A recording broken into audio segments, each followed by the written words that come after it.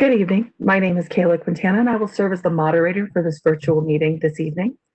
We're here to review the proposed Fairfax Connector bus system changes to improve bus service in the Herndon-Reston area. Before I introduce our speakers for the evening, I want to review some guidelines so everyone can participate and get the most out of tonight's meeting. Please note that this session is being recorded and may be shared on social media like YouTube. We ask that you please hold all questions until the end of the presentation. Instructions for how to ask your questions will be provided after the presentation. We also encourage you to submit your written comments to the online survey or to the email address that will be provided at the end of the presentation. I would now like to welcome Dranesville District Supervisor Faust and Hunter Mills District Supervisor Alcorn to open this meeting with some brief remarks. Supervisor Faust. Thank you very much. Good evening, everyone, and thank you for joining us today on this virtual meeting. I'm really pleased with the Fairfax County Department of Transportation. They've been working to improve and optimize Fairfax Connector bus service throughout the Herndon and Reston areas, pretty much in advance of the opening of the Silver Line Phase 2. So it's unfortunate that we can't be together in person, but I do appreciate you turning in to learn more about this important effort. I am especially pleased with this program for many reasons, but I especially like the fact that the transportation staff has made a real concerted effort to improve bus service to some of the schools we have in the Dranesville area, including Herndon High School and Coates Elementary School. So improving access between home, school, and work, crucial that we do this. And I think I feel really confident that you'll agree when this presentation's over that the county staff has done a wonderful job of getting us moving in that direction. Of course, no plan is perfect, and therefore we are really excited that you've taken the time to be with us this evening and to share with us your ideas and thoughts on how the plan that will be presented can be improved. So we look forward to working with you and look forward to hearing from you at the appropriate time. Thank you. And now, if I could introduce Supervisor Alcorn. Thank you very much, Supervisor Faust. Just to build on what you said, I continue to be impressed with how our county's Department of Transportation is using data to help guide decisions, planning decisions like this. Certainly with the pandemic and with COVID-19 causing really some tremendous changes to all of our transit functions, the county's done, I think, a fantastic job keeping up with that and making sure that we have routes going where there's still folks that need to use them, and we do that in a way that we're not facilitating crowding on our buses. So as part of this process, I know the Department of Transportation has used a lot of data and how people have been riding buses in the corridor, and it's taking that into consideration. But in as much as the data is important, it's also just as important, if not more important, to hear from folks that use the system, that depend on it, and that really do. You are really the customers of this system. So I look forward to hearing your comments and questions, and want to thank the Department of Transportation for putting this on. So thank you very much. Thank you, Supervisor Faust and Supervisor Alcorn. Our next speaker is Tom Bashadny, Director of the Fairfax County Department. Tom? Good evening, everyone. Thank you very much, Kayla. Thank you, Supervisor Faust and Supervisor Alcorn. This is our third round of public meetings on the Silver Line bus service plan. At our previous meeting, we presented 3 different alternatives that Michael will talk about in more detail. And you provided a lot of feedback on those alternatives and gave us a lot of good comments.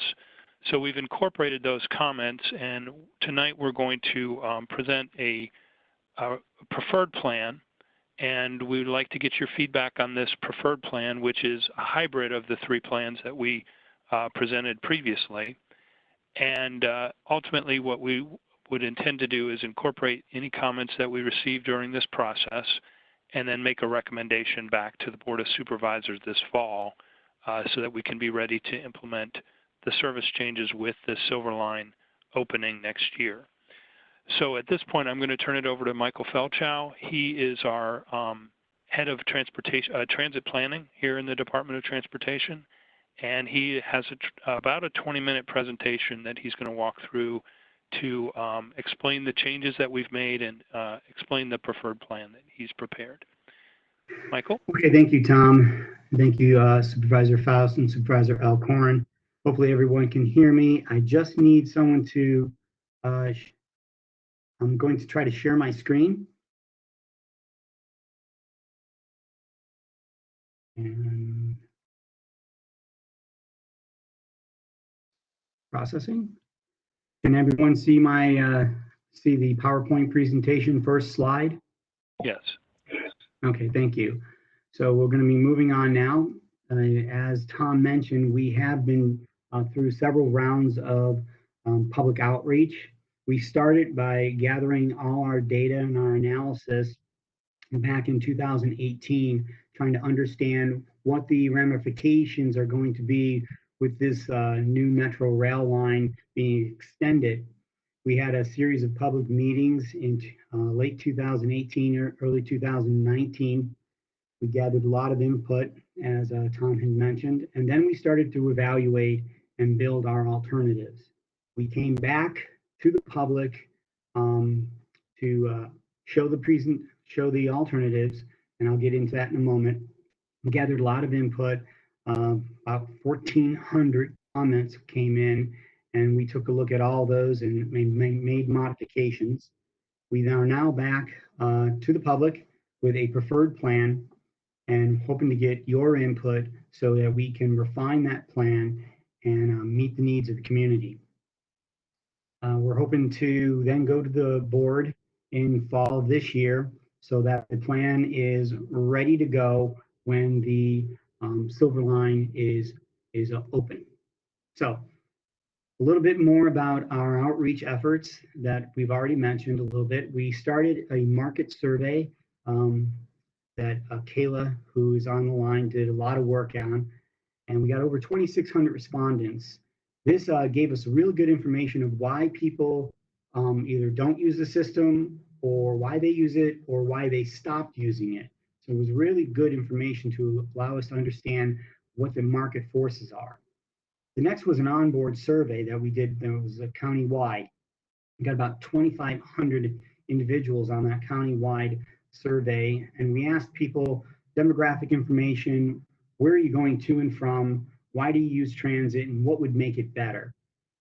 And then the online survey for just the Reston-Herndon bus plan, as we're doing today, we got about 1,400 respondents over 2 rounds on an online survey. We also conducted several public meetings. So we learned a lot, and we categorized that learning into 4 categories: connectivity, faster travel, greater span of service, and increased frequency. So with connectivity, it's making sure that we're going to those key locations, things like high schools, metro rail stations, hospitals, park and ride lots, and major employment centers, and including major places where people go shop. And then faster travel, making sure that our routes are going through areas of our community where people actually need the service, and that it is going more in the most direct fashion possible. And the greater span of service is that, you know, people asked, can we have more service throughout the day and on the weekends? So we looked at the market capability, the market that's out there, and realigned resources to match those market demands. And then, of course, increased frequency To define frequency a little bit, that is how often a bus comes by on a particular location. So what we try to do is, once again, look at all the data that we have. We have what we call smart buses. They know where they're picking up and dropping off people. So we looked at all the market information and then tried to put our resources to those routes that have a significant amount of demand. And as Tom mentioned, we developed 3 alternatives. Each alternative tried to solve those areas of concern slightly different. Alternative 1 said, let's use the existing system and then modify it slightly for the new metro rail stations that are going in. But basically keep the existing system so it's pretty recognizable.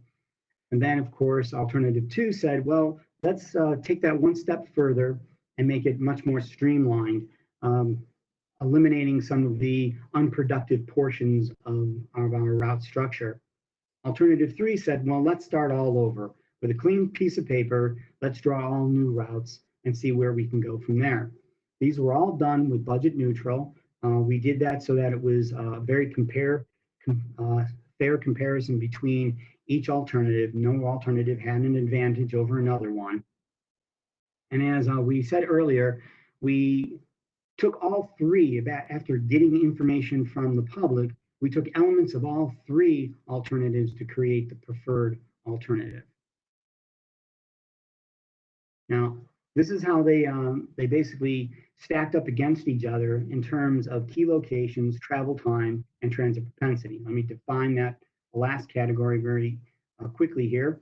That is basically it's the market for transit.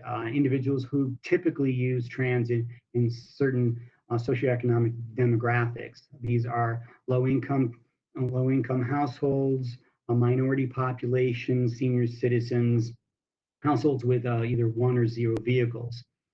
So, and then of course, travel time is how fast you get from point A to point B. And we tested that based on our origin and destination information from our onboard survey.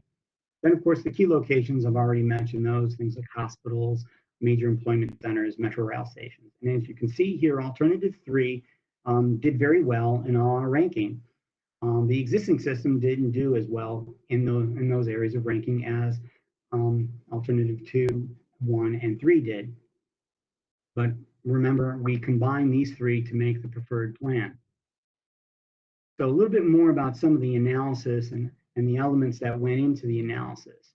I've already defined transit propensity and travel time. I've already defined that in key locations. The other 2 key factors that went into the evaluation was frequency factor and span of service. And basically for each one of the alternatives, each route and each alternative, we gave it a score between 0 and 2.5. And then we used that as an average, and then we created a weight that weighted the whole system. So if a system had better frequency, that service had better score. And the same is true for the span of service. The greater the level of service in terms of hours of day and the days of week, the greater that alternative scored in the entire process.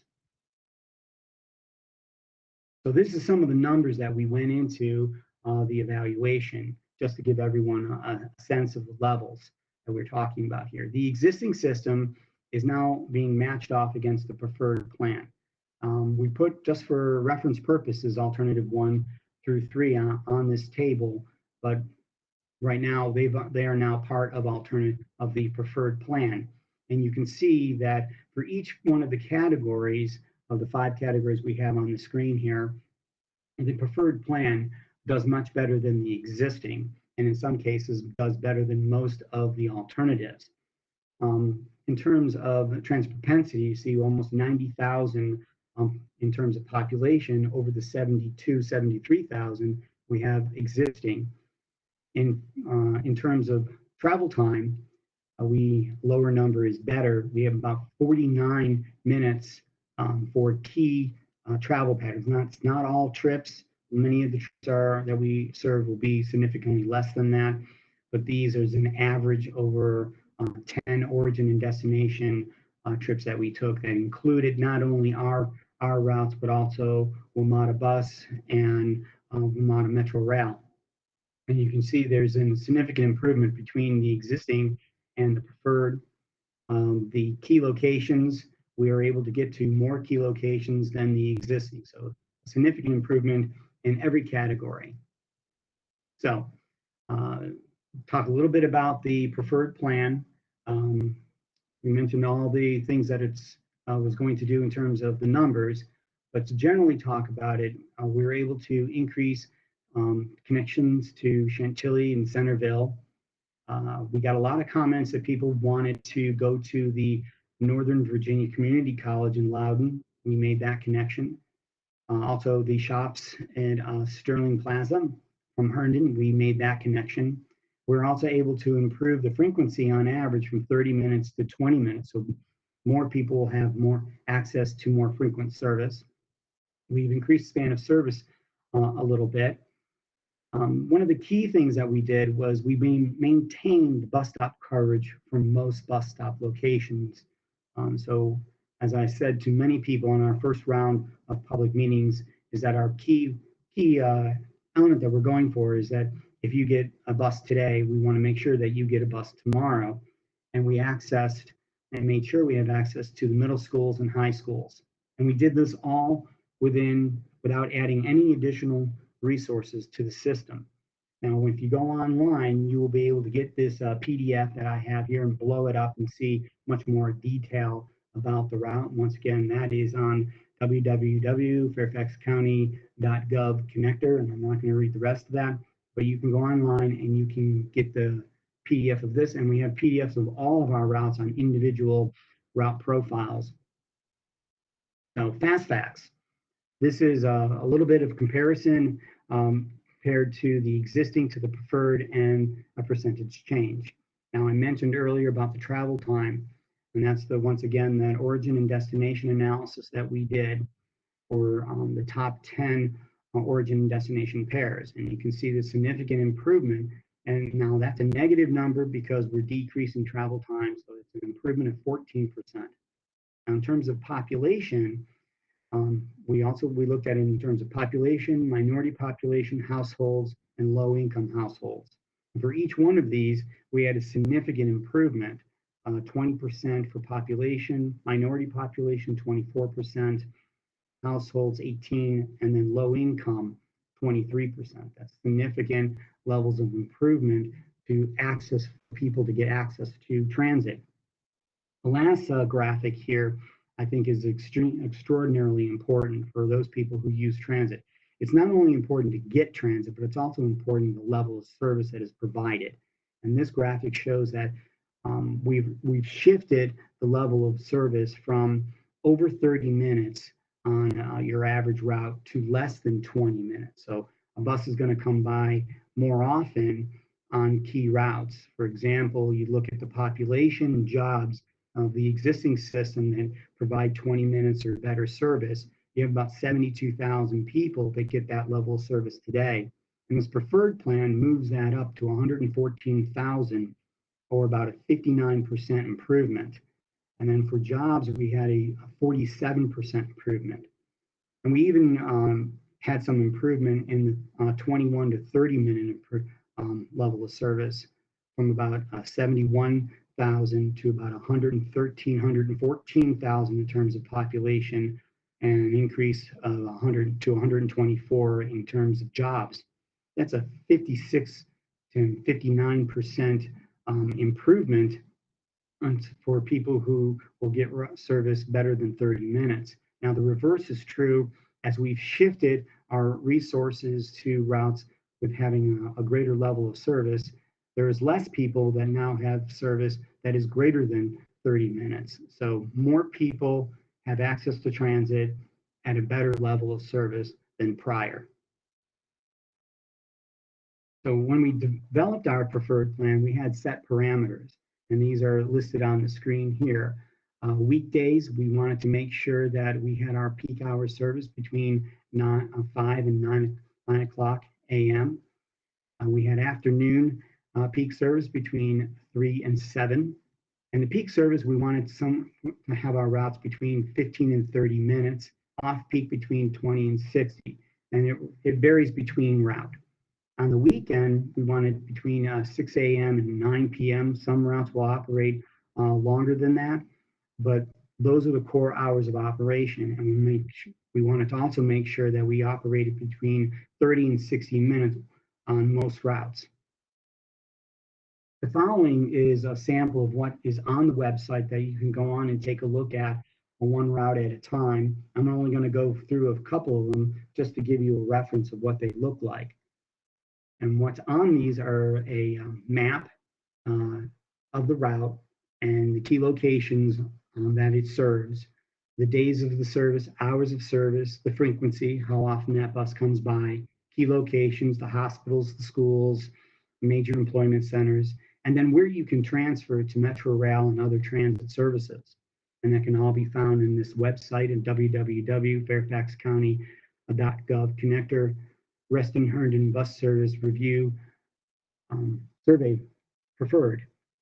So the first one I wanted to take a look at with everyone is Route 553. This route is a feeder route. It operates during peak hours, and it connects the new Reston Town Center Metro facility to the Herndon Metro, all the way up to the Herndon High School. It will actually pass right in front of the front door of the Herndon High School, while also getting through most of the core area of the town of Herndon, where we actually have a lot of our ridership right along the southern portion of Eldon. So, and as you can see in the bottom right-hand corner of your screen, we itemize we summarize the number of key locations that if this route services, like 2 Metro Rails, two middle schools or high schools, and the number of park and ride lots that it serves. Now, Route 921 is a brand new route. It is a local loop route. This is something the town of Herndon wanted to see if we could put into the system. It is a counterclockwise route. It operates for about 12 hours a day, 7 days a week at 40-minute frequencies, starting at the north bus stops of the Herndon Metro Rail Station, and it goes counterclockwise through Spring Street, Grover, Eldon, down to Pritchard Street, and then back onto World Gate.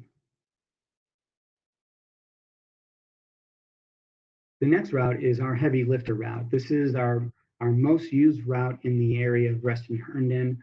About 12 to 15% of our passengers use this route, 950. So we wanted to improve this route. So we went from 20-minute service right now during peak to 15-minute service, because there's such a demand for this service. It's an east-west local route.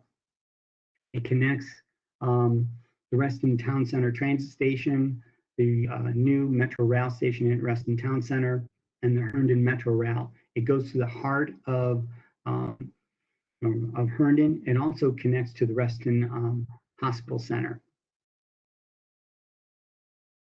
Route 951 is a route that presently exists and presently goes from Wheelie over to Herndon by way of Sunrise Valley.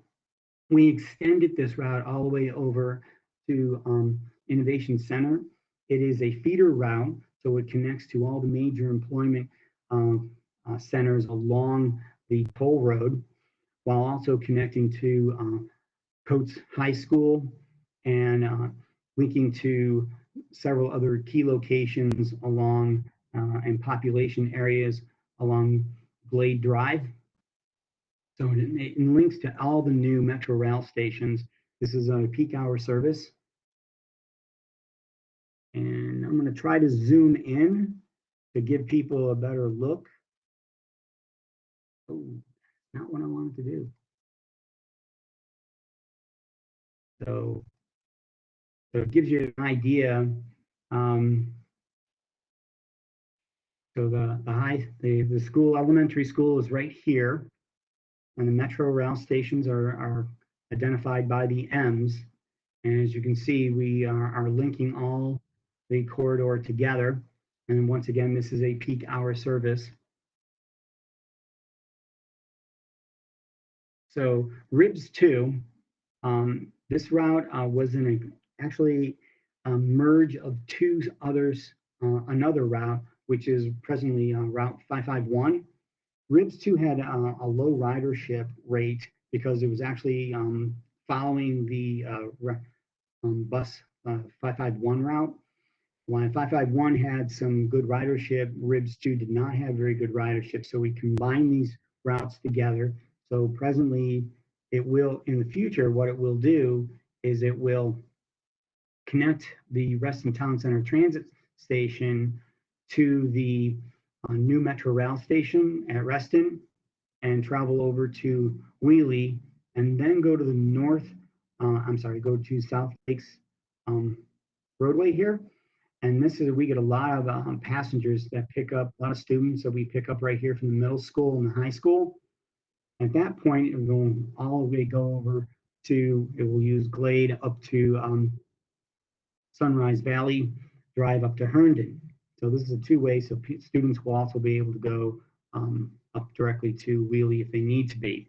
And at both at the Reston Town Center and at Herndon, they'll be able to connect to significant, pretty much all the other routes and have significant access to the whole region. And this is a Ribs route, and it travels in east-west direction. And this is a 20-minute. We moved this route. This was originally about a 45 minute frequency. We moved it to about a 20-minute frequency. So that was a significant improvement for the individuals who will live along this route and work along this route. Now, the last couple of slides I have here are a summation of the preferred plan. So when you download this PowerPoint presentation off the website, you'll have a summary of what each route does in terms of peak service, off-peak service, whether it has weekend service, and then we gave a quick category of type of improvement. For example, 507 has no change on it. It stays exactly the same, along with Route 599. There was no change on that one. Route 574 also had a minor change to it. We shortened up the route a little bit, and that allowed it to quicken up the pace and improve the frequency on it. Route 605 and 615, a lot of people wanted to get a much faster travel time between Reston and the hospital, Fair Oaks Hospital, excuse me, and off to the government center. So we split Route 605 and we have an offshoot that we now call 615 that links at the hospital and at the government center. So individuals trying to go north and south don't have to go all the way over to Stringfellow just to come back. So that allowed us a much better travel time for individuals trying to make that connection. And I've already went over Route 921.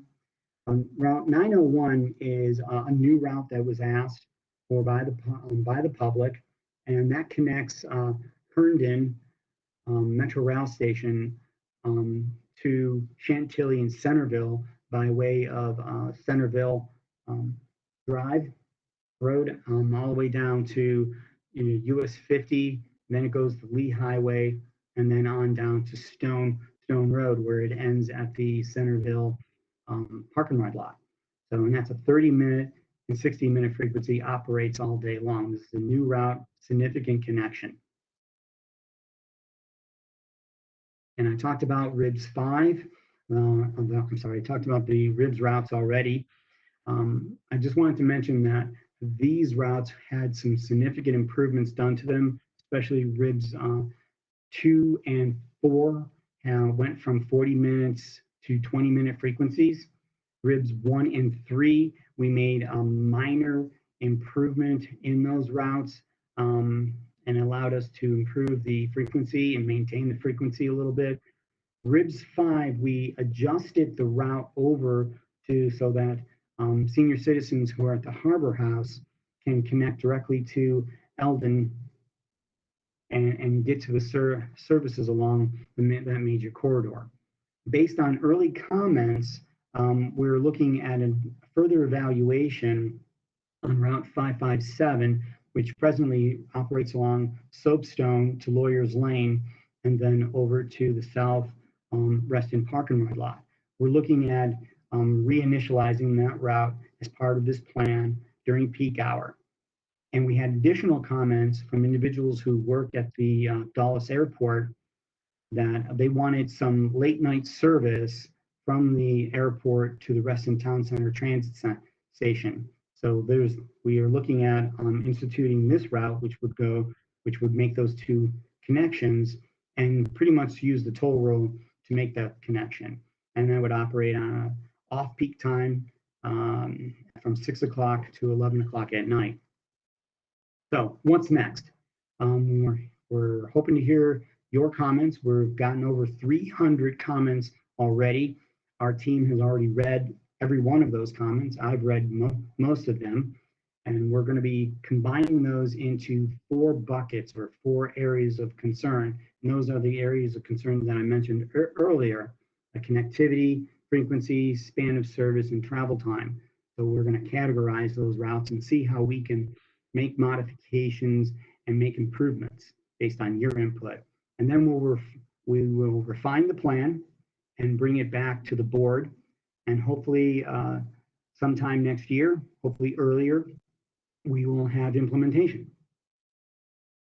So how to give us your feedback. So we are open for comments until midnight on Friday, July 17th. There are several ways you can give your comments. There are 4, in fact, and the online survey, which is www.fairfaxcounty.gov, connector Reston-Herndon bus service review survey preferred. And then, or you can email us, and we are gotten some emails already, Fairfax connector at fairfaxcounty.gov, or you can call us at 703-339-7200. And you can also mail us at Reston-Herndon bus plan at 4050 Logotard Road, Fairfax, Virginia, 22033. And at this point, that's the end of the presentation. We'll open it up for comments. We have several staff members who are available to answer your comments. There's myself, Haejun Kang, and Randy White. Haejun is standing in front of the virtual Herndon bus routes, and Randy is standing in front of the virtual Reston bus routes. So I guess I'll turn it back over to you, Kayla. Thank you, Michael.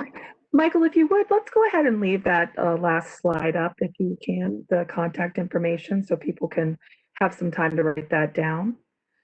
So we'd like to open up the meeting for questions now. Please use the Q&A function to type your question for the moderators, for myself, to read aloud.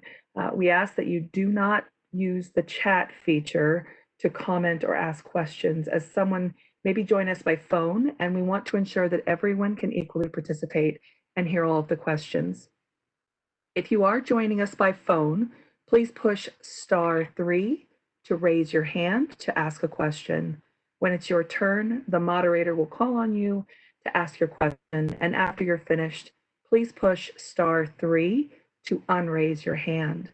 I'm going to go ahead and get started here. We did get one question initially, and that question, Michael, was, are there plans to run more buses to ensure social distancing on the buses, or is the expectation that these changes will go live post-pandemic? That is a very good question. Right now, the ridership is significantly depressed at this time, and we are watching ridership on every single route that's presently out there, and we don't see a significant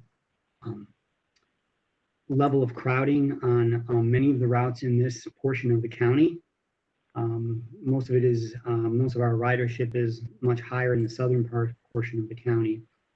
On our key route, which is, as I called it, the heavy lifter, Route 950, when this gets implemented, probably next year, and hopefully the pandemic is over by then, that route will be operating at 15-minute frequencies. So there will be plenty of capacity to start off with on routes like that. And since we moved from many of our routes move to 20-minute frequencies. That means there's more buses on more routes. So that may help us achieve the goal of social distancing. Okay, Michael, thank you. Our next question is there a way to provide transit to Great Falls, Virginia? Another excellent question. Unfortunately, we're unable to do that this time around, but we're going to look at that.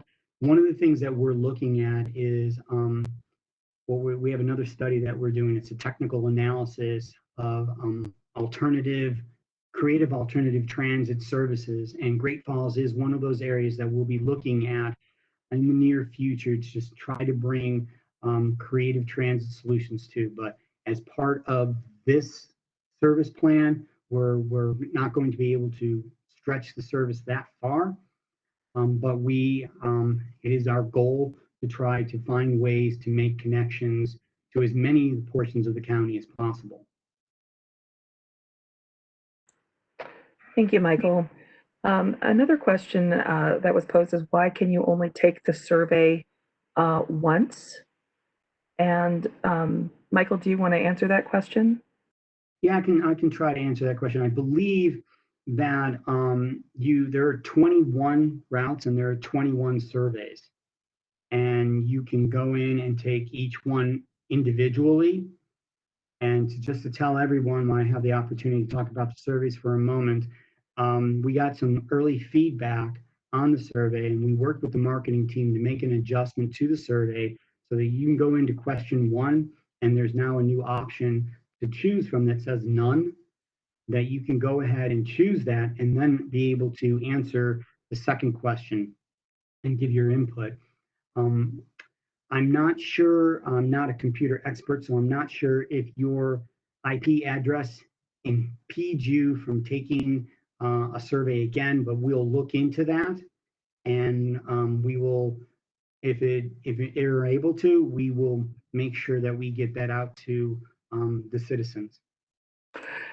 And I would suggest if anybody has any problems with the survey itself, you can email us at fairfaxconnector@fairfaxcounty.gov, and we'll be more than happy to work with you to try to address any problems that you might have. Our next question is, what is the snow policy for the peak routes? The snow policy. We have a snow plan and a snow czar. Unfortunately, they're not on the phone with us today. Typically, I really don't do this on. Do you want me to take that, Michael? Yeah. Sure. Thank you, Tom.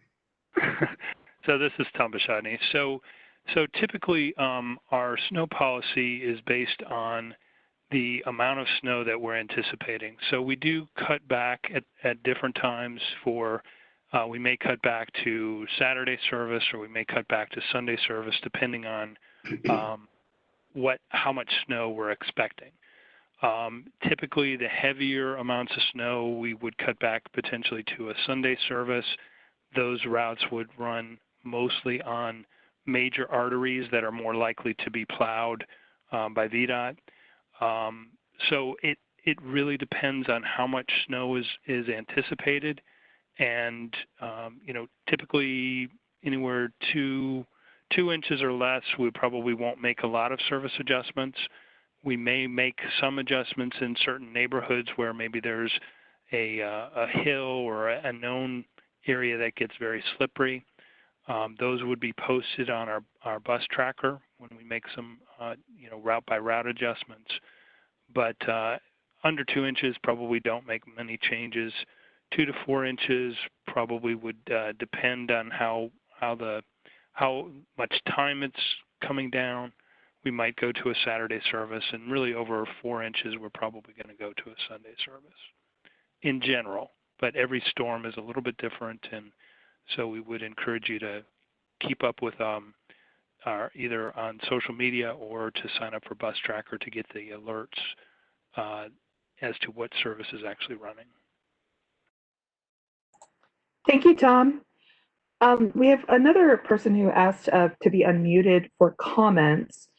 We certainly would prefer that the questions be asked in the Q&A format, and then certainly any open-ended comments be shared via email or on the online survey or via our mailing address.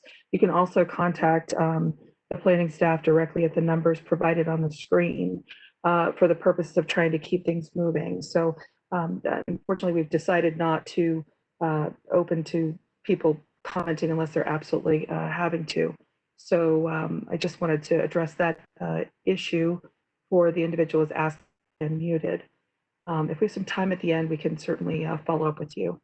The next question we have is the proposed alternative routes for 937 are not equal to how 937 operates today and shouldn't be posted this way. That was a comment that was shared by another individual. Did anybody want to respond to that? Hey, June, do you want to do that one? Yeah, sure. This is Heijun Kang.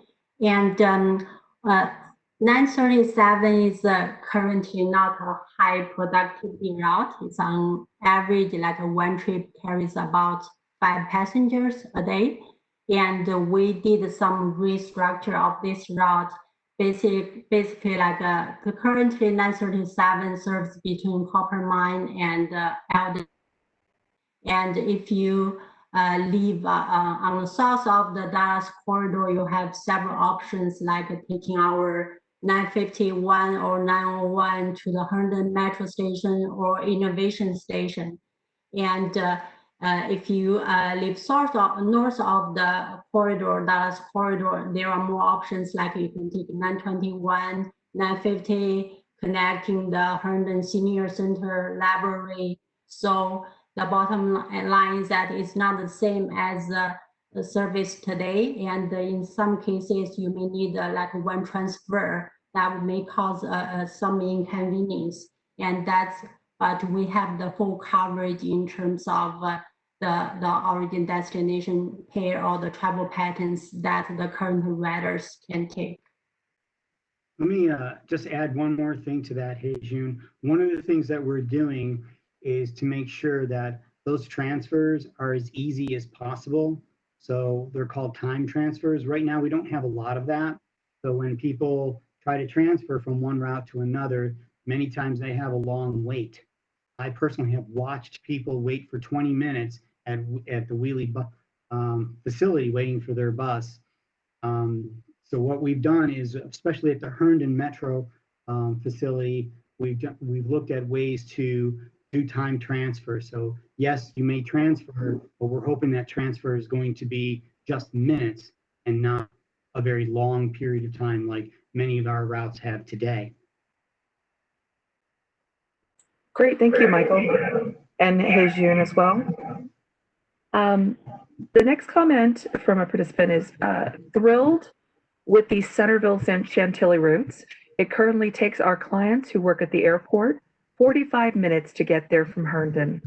They really need late night, early morning hours based on their second or third shift work. Michael, did you want to respond to that at all? Could you say the beginning of that again? I didn't catch that whole thing. They're thrilled with the Centerville Chantilly routes. It currently takes their clients who work at the airport 45 minutes to get there from Herndon. They really need late night, early morning hours based on their second and third shift work. Okay, so right now this is a great opportunity for us to take that down.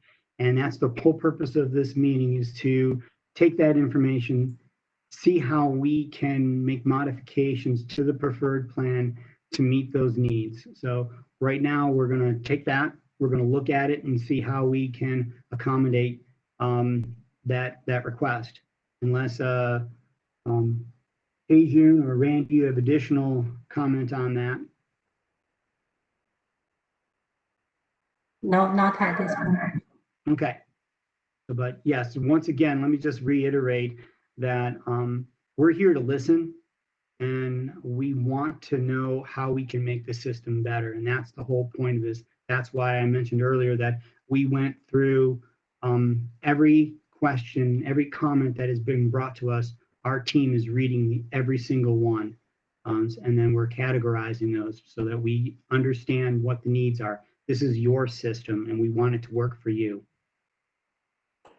Michael, our next comment is it says, it is concerning that you quote statistics of how many people live near bus routes when it is really how close you are to a bus stop. Many routes travel multiple distances without any bus stops. Did you want to comment on that? Without knowing exactly what route they're talking about, typically we look at a bus route in terms of a quarter mile on either side of the bus route. That's typical walk distance. So when you look at the schedule, you might only see a few, some people call them bus stops, but those are not all the bus stops that are listed. Those are just the time points. I actually read a comment earlier yesterday that someone was concerned that there's only 4 bus stops on a particular route, and that's not true. Typically, bus stops are spaced between as far apart as 1,200 feet all the way down to 400 feet, and we do that based on the density within the corridor. Well, this is based on our ADA. I'm sorry, it's based on our Title VI plan. So when we look at routes, we go through and we make sure we space our bus stops anywhere between 500, 600, 1,200 feet. We don't like to go beyond that unless it's a special route or an express route or a limited stop service route. So typically we're looking at bus stops around the 500 to 1,200 foot spacing for all our routes, unless they're on the tollway or on Solly Road with limited access. And Kayla, maybe I could just jump in on that particular question. Sure. If any of the people that are participating today would have a suggestion on where we should add a bus stop, if there's one missing or there needs to be additional stop added to serve customers, they should include that. Send us an email or call us or send us a letter so that we can consider whether or not to add an additional stop. Great, thank you. Our next question, I'm going to read it as it's written, but I think I'll also try to summarize it as well. It says, will buses can get more routes of Chantilly, Centerville, and Fairfax? And I think what the questioner is asking is, can we get more routes in Chantilly, Centerville, and Fairfax? Well, right now we have 901, that's a brand new route. We are looking at another study that we're just kicking off to look at the Chantilly, Centerville, Fairfax, all the way up and down the I-66 corridor. So we'll be coming out to the public, hopefully in the next couple of months, to get your input. But yes, we'll be looking at how we can make improvements to that portion of the western portion of the community. Great. Our next question is there a way to provide transit options for senior citizens and or people with disabilities who do not drive in Reston and Herndon, Virginia? I'm sorry, repeat that question again for me, Kayla, I'm sorry. Is there a way to provide transit options for senior citizens and or people with disabilities who do not drive in Reston and Herndon, Virginia? The short answer to that is yes. We identified the senior population throughout the entire community. For example, on RIBS 5, the Harbor House asked us to connect them directly to Eldon. We did exactly that. If there is a particular route that is needed to be adjusted, that's for senior citizens, for known senior citizen population or connection, we would like to know that. We hope that we've tried to connect as many of our community together as possible. But if there is a senior center or a service that seniors need to get to, we want to make sure that we're covering it. So if you want to email us or call us or write us and tell us if there is a location or locations that we need to cover, we will take a look at that. And Kayla, this is Tom. If there are senior citizens who are not able to take fixed route transit, Metro Access is also an opportunity to provide transit trips for individuals who may not be able to take fixed route transit. Great, thank you. Our next commenter said, I completed the survey online. The improvements related to switch of 551 and RIBS 2 were not immediately clear. Now that you've explained it, this is actually good news. This line, combined with RIBS 4, is used early in the morning by North Reston South Lakes High School students. Could you comment on the connector's commitment to high school commuters for whom school buses are not provided? Homeschool buses. What we've attempted to do is, if I understand the question correctly, what we've attempted to do for all of our routes that link to a high school is that we're readjusting our schedules. And now the schedules that are online are draft. So we're going to go back through and we're going to make corrections as needed to those schedules.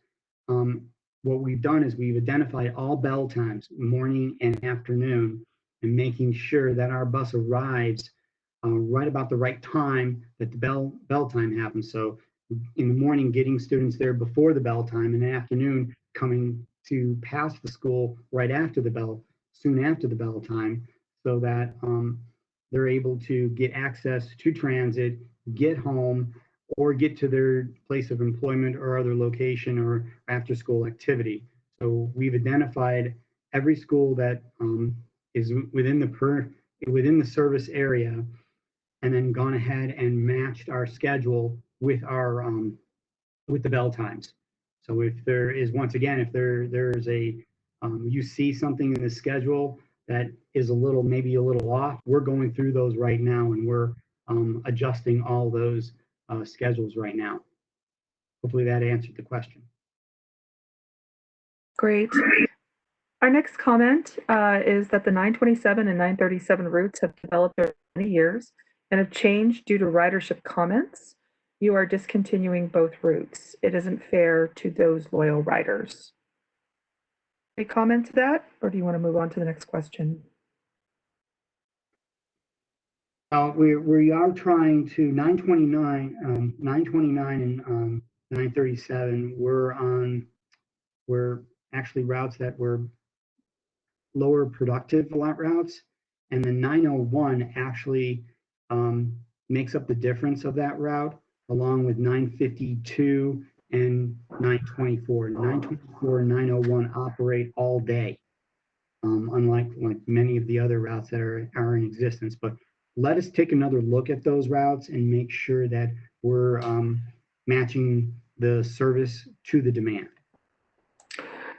Michael, the same participant indicated that as for the 937 replacements, for them, the options don't seem to work, and they need multiple transfers to get to their destination. So I just wanted to continue that comment.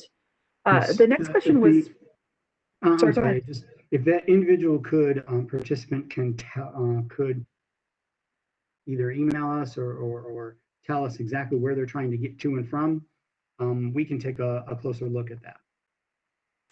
So hopefully that participant can, I would suggest, I know you've got several comments, and these are all excellent and they'll all be taken into account. In the interest of time, I'm going to try to move through everything as quickly as I can to get to everyone so that everybody gets an opportunity to comment or ask a question. But I would encourage you, if you have something lengthy or more detailed for any of our participants, is to please email or call on the feedback, any of the information here on the feedback form. Use that contact information to reach out to us. On that same note, another participant asked how they could get a copy of this PowerPoint. So first of all, this presentation is being recorded. It will be available on YouTube, but you can go to fairfaxconnector.com and you can click on the Reston-Herndon bus service review, and that will get you to a copy of the PowerPoint as well as links to the survey.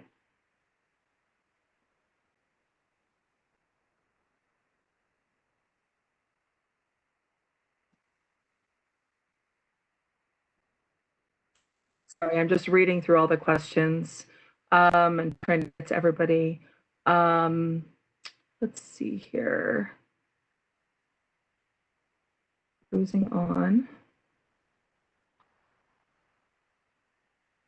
Another commenter asked, why isn't there a bus from the airport to Herndon Monroe Park and Ride as it exists now? Is there a response to that? So yeah, I can take that one.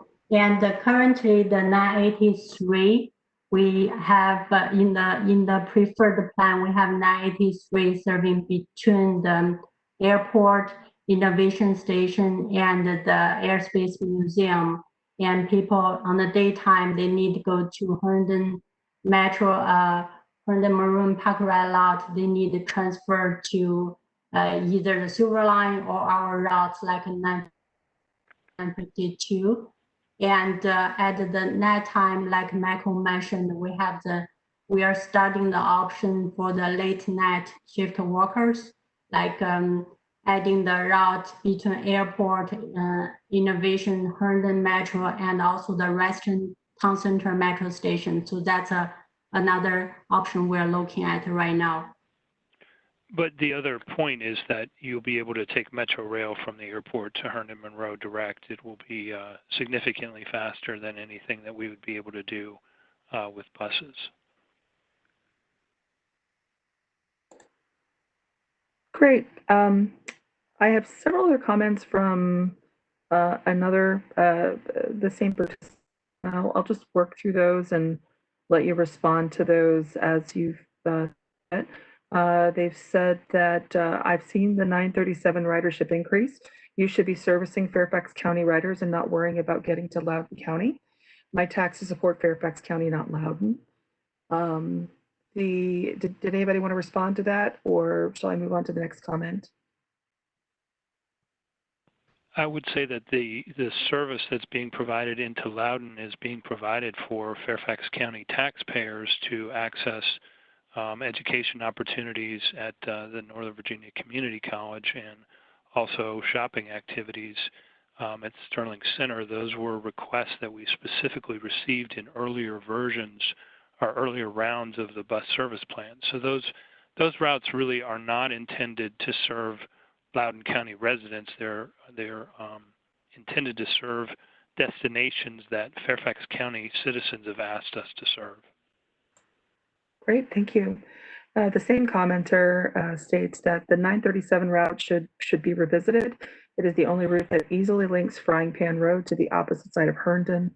The new circular route, 921, doesn't connect to Frying Pan Road. It says also peak routes end too soon in the evening, especially for those coming out of metro has a problem. Why does service end so early? Would someone like to respond to that? I mean, I can respond to that. And as I mentioned earlier, we're here to listen. And so we're going to take another look at 937, and we'll also take a look at the span of service and see what we can do. We want to make sure that we're maintaining and improved connectivity throughout the system. But we already were aware of the concern on 937 as of earlier this week as we were reading through the questions. So we started, Hadrian and I actually started talking about what we can do. And so we'll take a harder look at that. And we'll also take a hard look at our span of service during the peak hours. The same commenter goes on to say that the 937 goes to the Herndon Senior Center for seniors, and the current 937 configuration requires multiple transfers, putting them at risk, especially in inclement weather. Next question I have here is, what is being done to monitor student bus behaviors? It has to be, it's had to be on a crowded bus. I think it probably, they meant to say, I've had to be on a crowded bus with rowdy non-paying students when I, as a paying passenger senior, can't get a seat. Would you guys like to respond to that, or would you like me to respond to that? Why don't I respond to that? Obviously, providing transportation to students is a very important part of our mission. And we have made adjustments on certain routes and certain trips. For example, the 551 goes by South Lakes High School. And so right after school lets out, we have added some trips there to allow for some additional service to meet the demand right when school is letting out. So we'll continue to monitor that, and if we do see that there are crowding problems at the end of the school day, we'll consider adding trips to address that. Great, thank you, Tom. Our next question is, it's difficult to discern where the revised routes will pick up riders at the Wheelie station, north or side. From the rider's perspective, it makes a difference to use the north side bays and then get stuck in traffic going back south on Wheelie. Michael, did you want to respond to that? Right now, because our understanding is that the south bus bays will be removed, that we had to put everything in the north bus bays. So right now, that's where we are, and we're aware of the traffic congestion issues in that area, and what we've done is adjust the schedule for that. The other point is that the Wheelie station is very congested right now because it's functioning as an end-of-the-line station. When there are 5 more stations west of Wheelie, a lot of the traffic that's coming into the Wheelie area right now will be dispersed to some of those western stations. So traffic volumes are going to be dropping in the Wheelie area when the Silver Line Phase 2 opens. So some of the congestion that people see today in that general area will be mitigated once the rest of the rail line opens. And we're dropping to, I believe it's 8 routes. They'll be using the Wheelie instead of the 15, 16 routes that we have presently in there now. So that will also reduce congestion. One of our participants wanted to remind us that Metro Rail to Herndon Monroe costs more from Dulles. So I just want to share that. Our next comment is, please let the supervisors know that these folks have done a fantastic job of incorporating public feedback and producing a data plan. Kudos to the FCDOT team. Our next comment is, I think these are good changes and we'll have to wait to see after they're implemented. Another individual indicated that, the questions are kind of bouncing around a little bit here. Kayla, to that last point, if I might. Go right ahead. Even after we come up with a recommended plan and that plan is adopted by the Board of Supervisors, we're not going to just walk away from it. It'll go ahead and be implemented, and then we'll continue to monitor it.